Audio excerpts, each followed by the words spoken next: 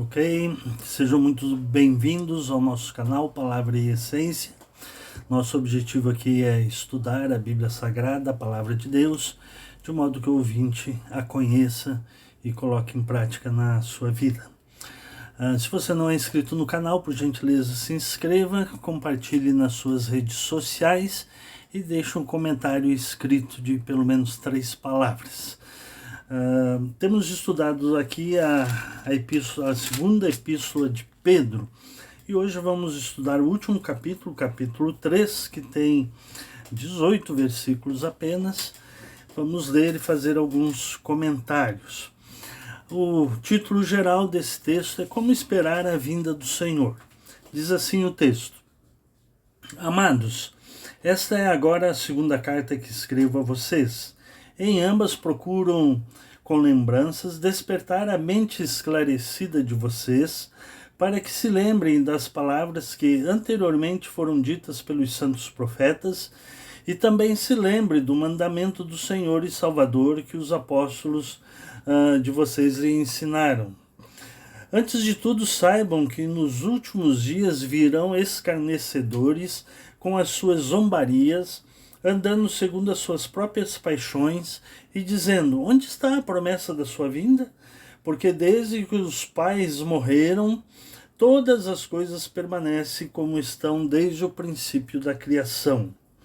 Acontece que, de propósito, esquecem que os céus existem desde há muito tempo e que a terra surgiu da água e através da água pela palavra de Deus. Com base nesta palavra, também o mundo daquele tempo foi destruído, afogado em água. Pela mesma palavra, os céus e a terra que agora existem têm sido guardados para o fogo, estando reservados para o dia do juízo e da destruição dos ímpios.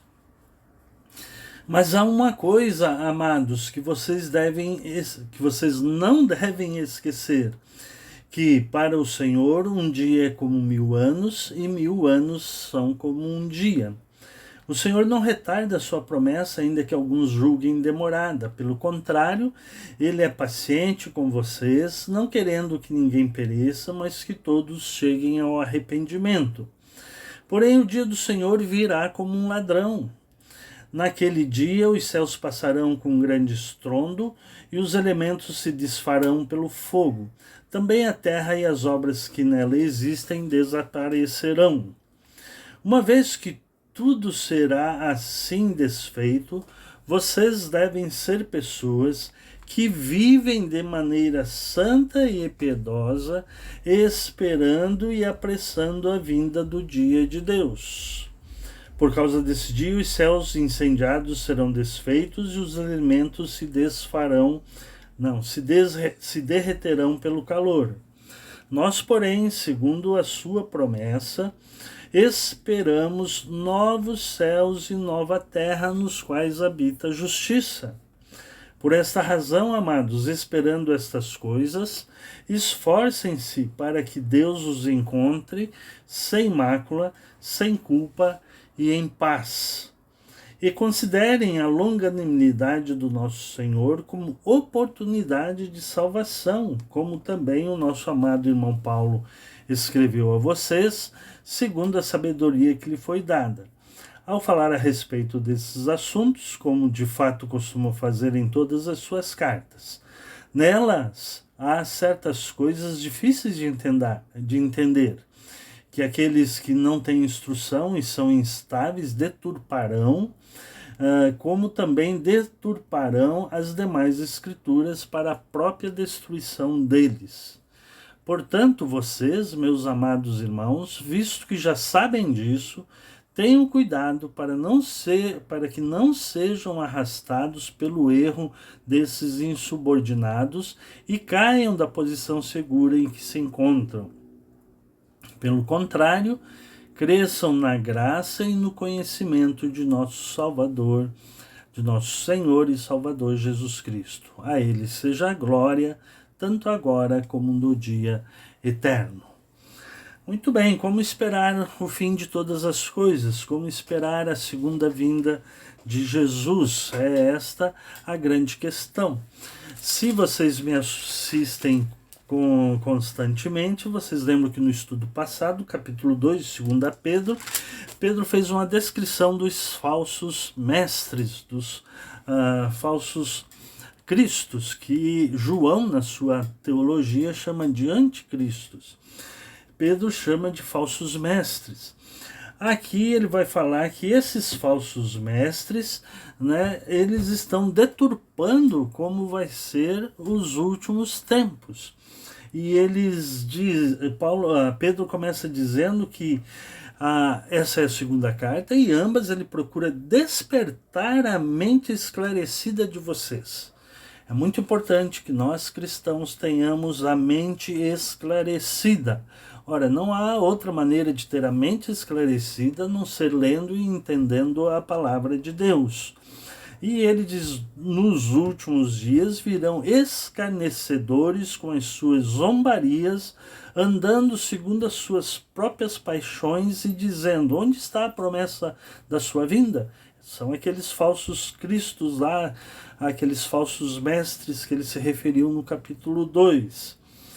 Acontece, ele diz que eles esquecem de propósito de toda a história da salvação, de toda de como foi criado o mundo, né, e de como será destruído o mundo. Foi criado da água, através da água.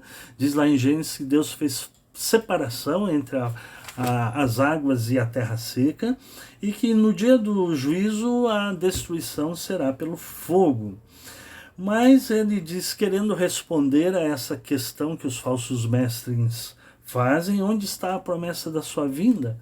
Né? Ora, para nós hoje, já fazem mais de 2000 anos que foram, ou mais ou menos 2000 anos, né, que foram escritas essas palavras, né?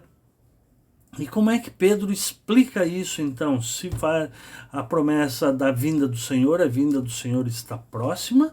Paulo menciona isso muitas vezes, Pedro aqui está dizendo também, e ele diz assim, olha, esses falsos mestres aí, eles esquecem. Versículo 8, há uma coisa, amados, que vocês não devem esquecer, que para o Senhor um dia como 1000 anos e 1000 anos é como um dia. Ou seja, o tempo de Deus não é um tempo cronológico. O tempo de Deus, no grego existem duas palavras para tempo. Cronos, que é o tempo cronológico, e kairos, que é o tempo especial de Deus. Um tempo determinado de Deus, o tempo para que aconteça alguma coisa. Então poderia-se ilustrar que Deus vê todas as coisas num ato só. Nós vemos cronologicamente, presente, passado, futuro. Deus vê tudo acontecendo ao mesmo tempo. Por isso que ele diz que um dia para Deus é como 1000 anos, e 1000 anos é como um dia. Então, se já passaram-se 2000 anos no nosso tempo cronológico, para Deus pode ter passado apenas 2 dias desde a promessa da segunda vinda e de que o dia do Senhor está próximo. E diz aqui que ele é paciente com vocês, não querendo que ninguém se perca, mas que todos cheguem ao arrependimento de Deus, ao arrependimento dos seus pecados, né? O arrependimento que Deus propõe. E então tenham a salvação pela fé em Jesus Cristo. E ele alerta, mas o dia do Senhor virá como um ladrão, fiquem espertos. E como então esperar esse dia do Senhor? Esse dia do Senhor, primeiro Pedro diz no versículo 11 que nós devemos viver, vocês devem ser pessoas que vivem de maneira santa e piedosa. Esse é o primeiro aspecto, viver de maneira santa e piedosa. Independente da expectativa da segunda vinda de Jesus, eu tenho que viver uma vida santa e piedosa e com esperança na vinda de nosso Senhor e Salvador Jesus Cristo, esperando e apressando a vinda do dia de Deus, como ele chama aqui. E ele diz que nós esperamos novos céus e nova terra, onde habita a justiça. Essa é a esperança do cristão. Então, A gente fala tanto do céu, mas aqui Pedro está dizendo, e João no Apocalipse também tem essa revelação, de que nós viveremos em novos céus e nova terra, onde habita a justiça, né? Apocalipse capítulo 11, salvo engano, vai falar que João viu a nova Jerusalém descer do céu, e onde então se estabelece novos céus e nova terra. E precisamos viver de forma santa e piedosa, com esperança nesses novos céus e nova terra, que serão estabelecidos por ocasião da segunda vinda de Jesus.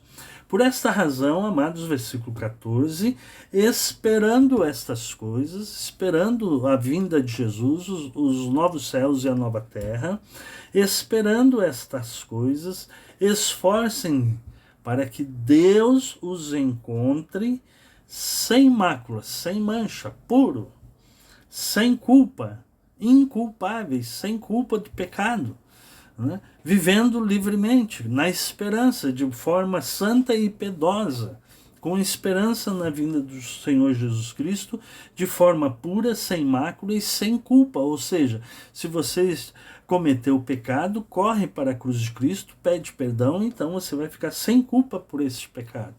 E diz o texto, então, sem mácula, sem culpa e em paz.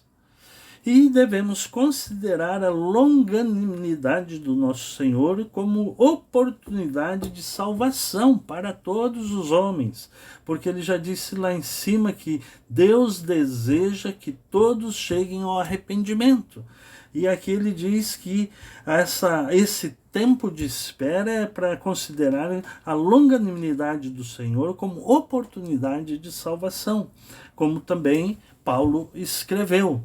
Paulo escreve muito sobre a segunda vinda de Jesus, notadamente aqui ele está se referindo provavelmente à segunda carta aos Tessalonicenses, capítulo 4, onde ele vai falar da segunda vinda de Jesus.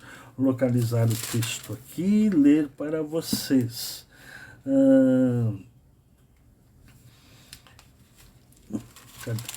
Capítulo é 1 Tessalonicenses, capítulo 4, isso, capítulo 4, versículo 13. Irmãos, não queremos que vocês ignorem a verdade a respeito dos que dormem, dos que morreram, para que não fiquem tristes como os demais que não têm esperança. Nós devemos ser o povo que tem esperança. Pois se cremos que Jesus morreu e ressuscitou, assim também Deus, mediante Jesus, trará na companhia dele os que morreram. E pela palavra do Senhor ainda lhes declaramos o seguinte: nós, os vivos, os que ficarmos até a vinda do Senhor, de modo nenhum precederemos os que dormem. Porque o Senhor mesmo, olha uma sequência lógica aqui, o Senhor mesmo, dada a sua palavra de ordem, ouvida a voz do arcanjo e ressoada a trombeta de Deus, descerá dos céus e os mortos em Cristo ressuscitarão primeiro, e depois nós, os vivos que ficarmos até a vinda do Senhor, seremos arrebatados juntamente com eles entre nuvens para o encontro com o Senhor nos ares, e assim estaremos para sempre com o Senhor. Portanto, consolem uns aos outros com essas palavras. Então, provavelmente uma sequência aqui que, portanto, o Senhor mesmo, dada a sua palavra de ordem, ouvida a voz do arcanjo, ressoada a trombeta de Deus, então ele descerá dos céus, os mortos ressuscitarão primeiro e nós, os vivos, seremos transformados e arrebatados ao encontro do Senhor nos ares. E ele diz assim: esforce-se para que Deus encontre vocês nesses dias sem mácula, sem culpa e em paz. E esta longanimidade de Deus que não veio até agora, para que haja oportunidade de salvação para todos aqueles que nele crê. E aí ele vai dizer que Paulo escreveu sobre essas coisas, ele até se refere que Paulo escreve algumas coisas que são difíceis de entender, né? Mas que nelas há certas coisas difíceis de entender, que aqueles que não têm instrução, e os falsos mestres também, e são instáveis, deturparão, como também deturparão as demais escrituras para a própria destruição deles. Portanto, vocês têm que ficar preparados para que não sejam arrastados pelo erro desses insubordinados. A única maneira de fazer isto é conhecendo a palavra do Senhor. E ele diz, pelo contrário, em vez de ser arrastado pelo erro desses falsos mestres, pelo contrário, cresçam na graça e no conhecimento de nosso Senhor e Salvador Jesus Cristo. Crescimento espiritual é um imperativo bíblico em todo o Novo Testamento, no Velho Testamento também. Nós precisamos sempre crescer em conhecimento de nosso Senhor e Salvador Jesus Cristo. Crescemos em conhecimento de Jesus Cristo, do Senhor, estudando a palavra de Deus, que nós consideramos a revelação de Deus, e tendo fé em Deus e orando. Então, tendo fé, conhecendo a palavra e em oração. Então, nós estaremos crescendo espiritualmente para que nós possamos ser encontrados por Jesus Cristo naquele dia, sem mácula, sem culpa e em paz. E vivemos até aquele dia de uma maneira santa e piedosa. A pergunta para reflexão é a seguinte: como você tem esperado a segunda vinda de Jesus Cristo?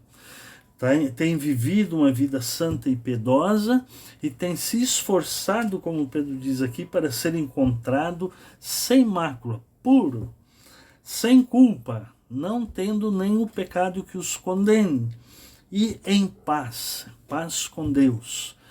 Justificados, pois, mediante a fé, temos paz com Deus. Em paz com Deus e com o próximo. É isso que Deus deseja. É assim que Deus deseja que nós esperemos a segunda vinda de Jesus Cristo. Muito obrigado por me ouvir. Que Deus os abençoe.